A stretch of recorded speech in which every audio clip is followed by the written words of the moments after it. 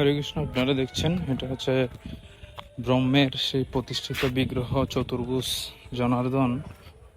সেটা স্বয়ং ব্রহ্মা পূজা করেছিলেন। এখানেই ব্রহ্মা তপস্যা করেছিলেন নারায়ণের। এই স্থানের নাম হচ্ছে ব্রহ্মগিরি। সেই বিগ্রহ দর্শন করুন। আলারনাথ বিগ্রহ নামে পরিচিত এটা। যেহেতু দক্ষিণ ভারতের আলাবাররা দ্বাদশ জন আলাবার এই বিগ্রহের সেবা করেছিল, সেজন্য সেই নামে এখন এই বিগ্রহের নাম করা হয় আলারনাথ। তো এটা পুরী মন্দির নির্মিত হওয়ার 100 বছর আগে এই মন্দিরটি নির্মাণ করেছিলেন স্বয়ং ব্রহ্মাজি এসে এখানে তপস্যা করেছিলেন এবং সেই নারায়ণ বিগ্রহ তিনি সেবা পূজা করেছিলেন। সেই নারায়ণ বিগ্রহ আপনারা দর্শন করছেন, এখনো রয়েছে সেই নারায়ণ বিগ্রহ। তো আনন্দবাজারে প্রসাদ বিতরণ হচ্ছে, ক্ষীর প্রসাদ।